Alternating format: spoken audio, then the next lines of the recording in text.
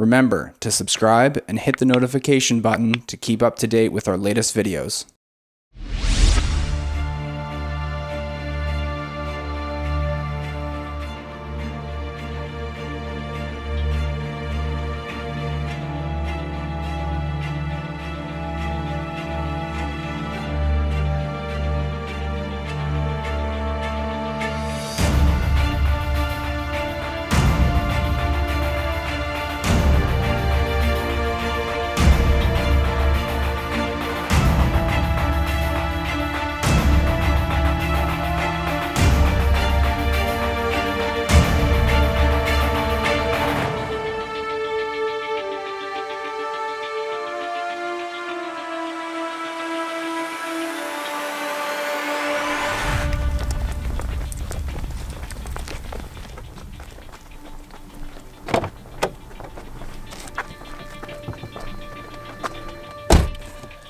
And here it is, one of the most polarizing vehicles ever created. No, it's not a Z3, it's not an M3, it is what the purists would call the clown shoe. So, let's go for a drive.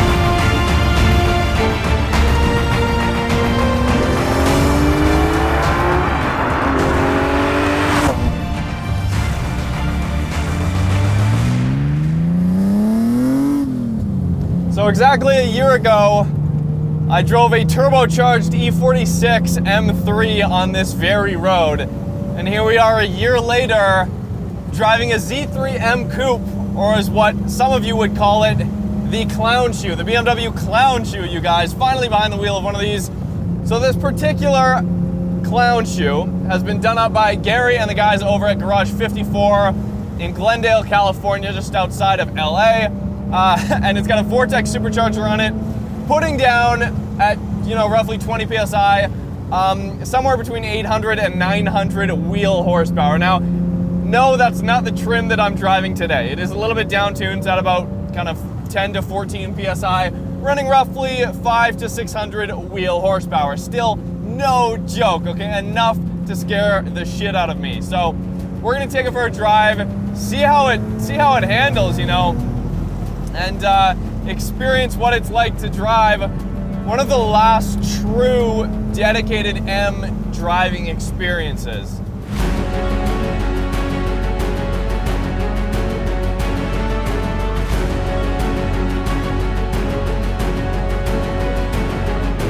It's a go-kart on rails with steroids and a Viagra pill thrown into it. That's the best way I can describe it. Like, the car is just otherworldly.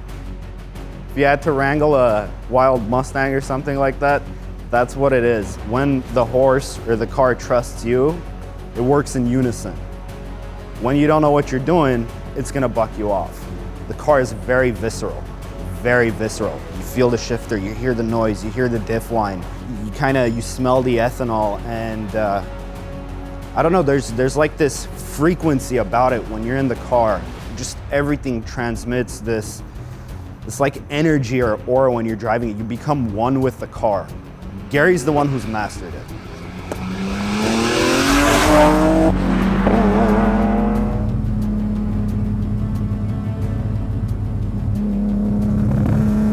So under the hood, of course, is BMW's 3.2 liter S54 inline-six, found in the BMW E46 M3. Right off the bat, this is actually a pretty rare car. BMW actually only made a few thousand of these worldwide, and the later ones are even more rare than the early ones, okay? Very sought after, and as an example of that, you can go on Bring a Trailer right now. There is one live for auction right now, very low mileage, mind you, about 5,000 miles, I think, and it's got 4 days left on the auction, and the current bid is $65,000.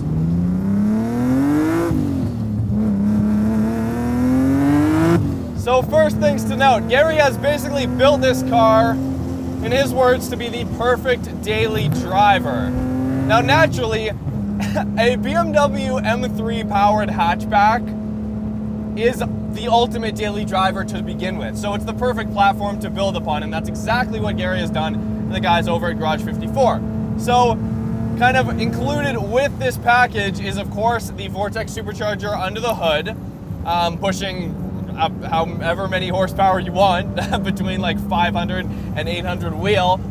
Front engine, rear drive. It's got a banging sound system, a massive subwoofer, and you guys are probably like, oh, the weight savings, man, take the sub out. Well, no, I mean, if you're building the ultimate daily driver, and that's what you're set out to do, put the sub in, and then just crank up the boost to compensate for the weight. At least in a straight line, that'll solve your issue. So that's one thing. It's got a roll cage in here, obviously. Very short shifter, extremely short, very notchy. You really gotta muscle it into place. But when you put your foot down, like 5,500 RPM, 6,000, wow. And then you get that rush of air constantly when you're off throttle, because it is, of course, a centrifugal supercharger. So when you're in vacuum, you do have that rushing of air. Some people don't like it. I don't mind it. I think it, gives you a little bit of a character to it, and it's definitely kind of gives you a little bit of a different feel than if it were a turbocharged S54. So even among non-M enthusiasts, the BMW M Coupe, or the clown shoe, is an extremely polarizing vehicle. You either hate it or you love it. I have always been a fan of the way this car looks. Yeah, sure, from the front, if you catch a glimpse of the front end, you might think you're just looking at a Z3, which kind of sucks. One sec. Wow. Big 6-piston brakes up front, 6-piston calipers. So as I was saying, I've always loved the way this car looks. I think from a side profile, it looks sick. The hood's like a little bit long, I guess, if you were going for the perfect aesthetic, proportions, as it were, if you're going for like an Aston Martin kind of formulaic form of beauty. But when you look at this thing from the rear quarter panel and the rear end, it is one of the most unique and aggressively styled vehicles, I think, that has ever come out of Germany, to be frank with you.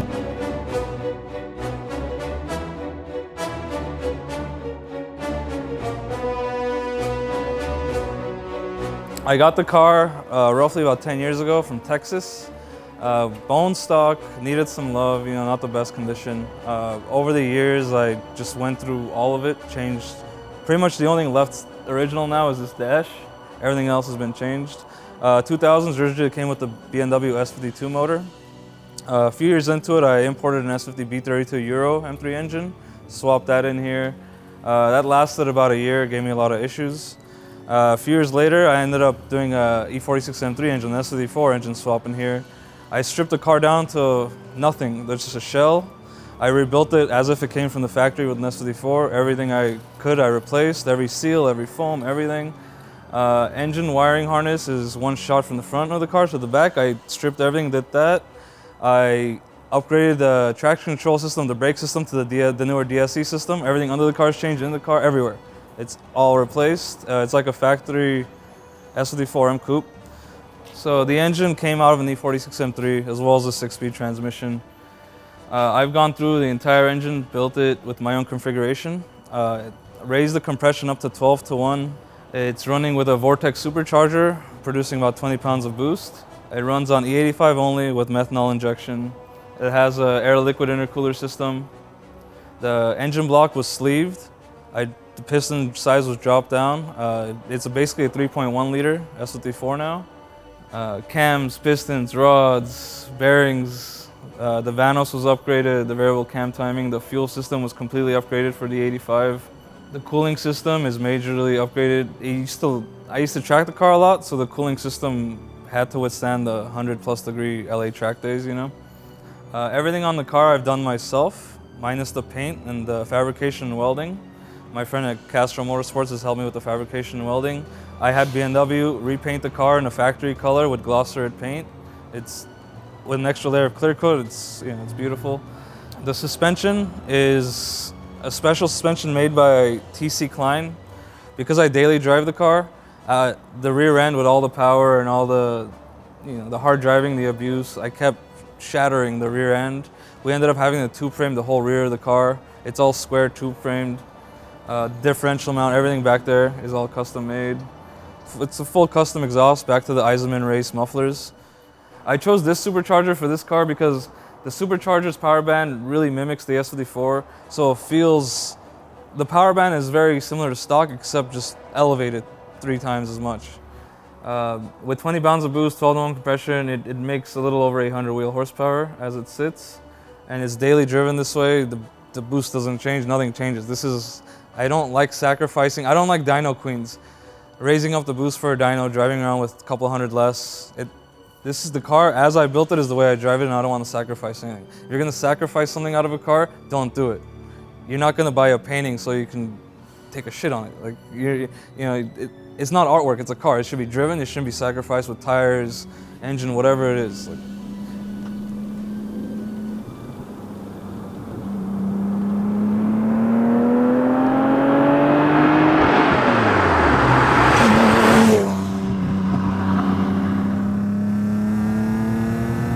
there we go. So the best part about a centrifugal supercharger on a vehicle like this is absolutely, it gives it a much different characteristic than the E46 M3 I drove here a year ago. It really does. With a turbo, you get a little bit of lag, right? And then you get full boost, and once you get to full boost, that's your basically very close to your peak torque, right? Peak torque is gonna happen somewhere around full boost, maybe a little bit after, depending on how many revs you have to work with, right? Whereas this boost builds with the RPM, which completely goes along with the natural characteristic of the M inline 6 family of engines, right? They build power up top. So surprisingly enough, this supercharger feels like it's pretty much perfectly matched for this engine and this power band. Realistically, it is, I mean, it's truly something else.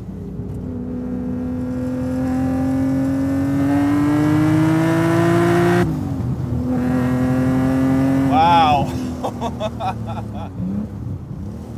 Wow. Seating position is phenomenal. We have got these aftermarket Recaro seats in here, which you kind of need. I mean, this thing's essentially set up for the track. Yeah, Ghery says it's a daily driver, which it absolutely is. This carbon ceramic clutch is, you know, pretty streetable, to be honest. It's a little loud, but on the street, you can totally slip it. It's fine getting in and out of parking lots. It's low. It's not stance low, thank God. And you know what? It is honestly very usable.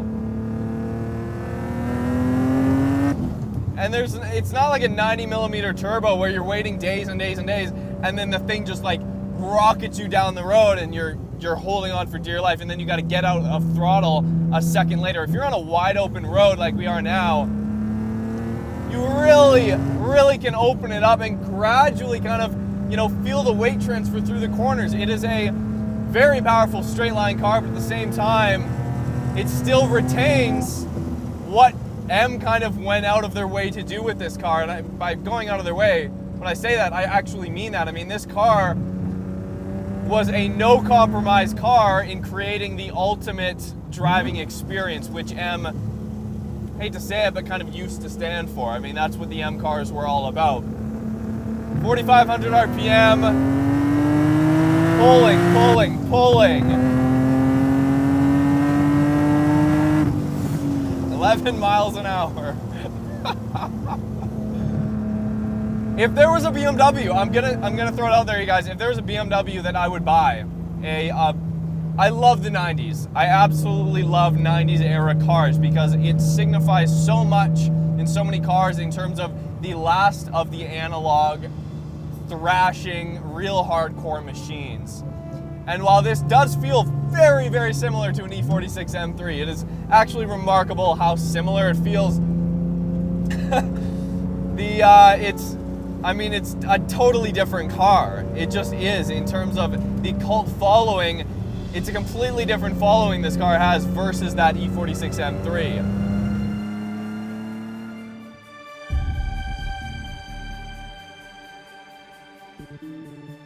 What is it? Gives the advice of don't get into a partnership, but the type of person Ghery is, you can tell how intricate and how he went over every facet of his car. That's the type of person he is. That's why I had no reservations going into business with someone like Ghery. The best way I can describe him, and I would describe his Z3 M Coupe too, is it's a work of art. If you look at the silhouette, the way the body shrink wraps around, the arches are purposeful, that's purposeful. The steering wheel is purposeful, the cockpit size, everything. And that's how Ghery is in pretty much every aspect of what he does. He has an artist's eye with an engineer's mind. So when it comes to all the fine details, like there's nobody better when it comes to M cars, cars in general, even audio stuff, electrical stuff. Like, we're not just car people. We love technology, we love gadgets, we love gizmos. He keeps updating the car because the technology progresses. You know, like the water pump for his intercooler is off an M4. An M4 didn't exist when he originally built the car, but he always keeps updating and progressing, and that comes from passion.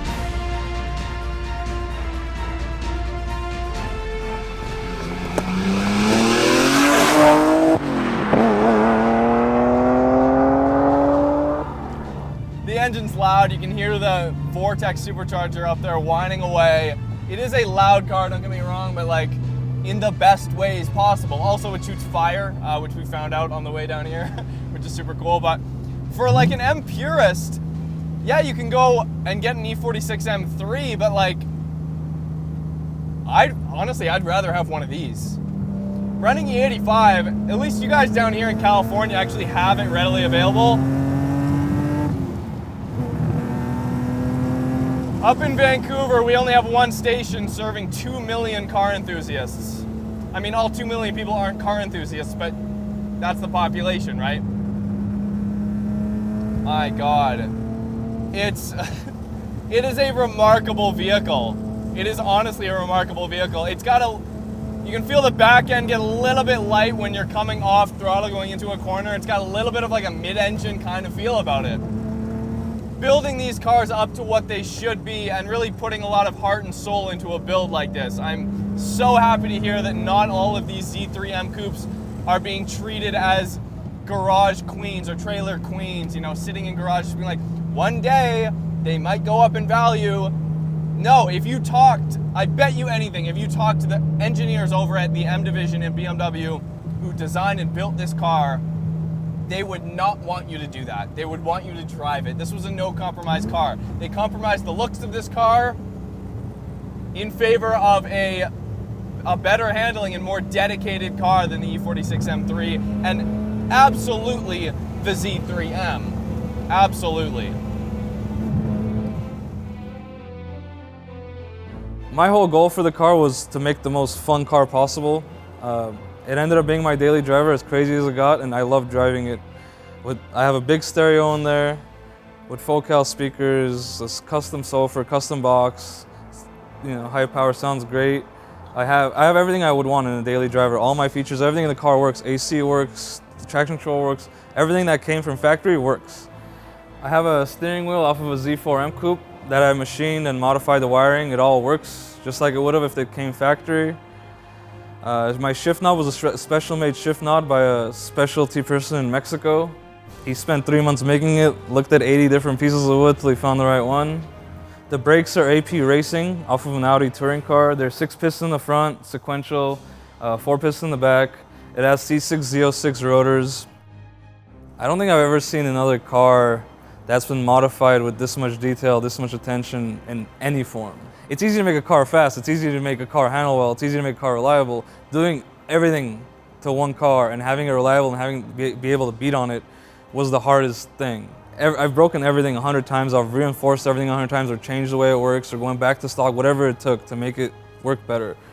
I remember seeing these cars when they were brand new. I was 12, 13 years old, and I didn't even like cars back then, but I remember seeing one just around here, and I fell in love. You know, I was asking my dad what it was. And when I did become a car guy, this was still one of my favorite cars. And I started learning about it, the backstory about how the engineers at BMW lied to BMW to get this thing made. This car came from passion, and when I bought it, it just invoked a certain passion in me. The reason I own the shop, the reason all this was, I did all this, I got into cars was basically because of this. It turned me into this massive car guy. Every other car I've owned for a few months, nothing longer than a few months. This thing I've had for 10 years, that says a lot. I try to mod everything the way it would have, the best way possible, the way it would have come from a factory. I don't like doing anything half-assed. I don't cut corners. If you're gonna do something, take your time, do it right. Otherwise, you're not gonna improve on something a multi-billion-dollar company spent years doing. You're just an individual. It'll outrun, outhandle most supercars. It's very unique. People don't know what it is, and I love that, you know. And the compliments I get, just regular cars won't, you know. Our shop is Garage 54. We're more of an enthusiast shop. I don't want to say we're a race shop. I don't want to say we're a mechanic shop. We do everything. We love cars. We're here because we got tired of the way shops work in any area. They're more about, they want your money. They don't have any enthusiasm. They don't care about your car, really. We care about everything we work on. I'm not the guy you go to save money. I'm the guy, if you want it done well, if you want it done right, if you want it done the best way possible, you come to me. I specialize in BMWs, but I do a lot of track cars, a lot of Porsches, a lot of Mercedes AMGs, Ferraris, Maseratis. We do everything here. The SD4 is one of my favorite motors of all time. It's why the shop is called Garage 54. But if you need oil changes, if you need an engine rebuild, if you need to just go on full-on track car, you need something fun, whatever the case is, if you love your car, I will work on it with as much love as you have for it. And I'll build you whatever you want. That's why I'm here. That's my passion.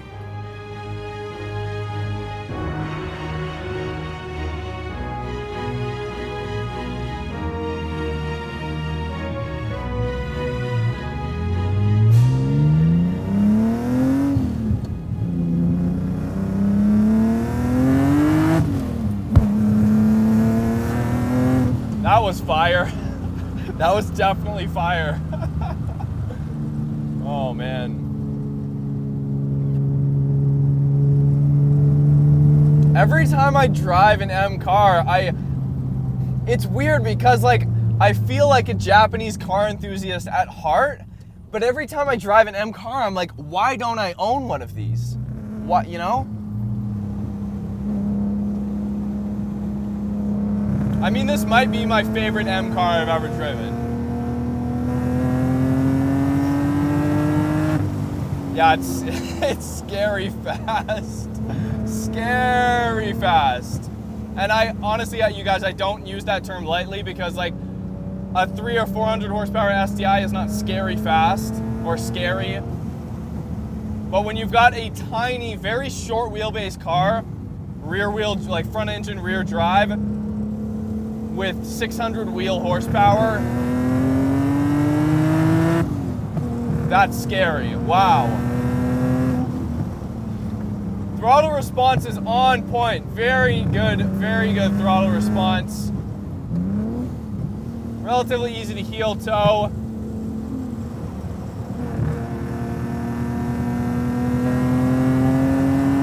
There we go. Oh my God. That's the thing. This is one of those cars where it's a great daily driver. Ghery's kept and retained a lot of the drivability that a stock M Coupe would have. It's unbelievably fast in a straight line. Bloody quick in a straight line. It's a monster in the corners, and you've got a lot of feel in the corners. You can feel weight transfer very well. You can feel when you really should be braking or when you need to be powering out of a corner. I want to hear your guys' thoughts. I definitely sound off in the comments below what you think of not only this car as a package, which I think this build is a great idea as far as like a complete package, but also the looks of this car, because I know it's very polarizing. A lot of people hate it. I've always loved it. Like, for a split second, when you look at the front of it, you might be like, oh, it's a Z3, and that's a terrible thing. But then Every other angle is the sickest thing in the world. There's no other cars like this, and I hate to say it, but like they just don't build them like they used to. And the Z3 M Coupe clown shoe is a perfect example of that. All right, second gear, 3,500 RPM.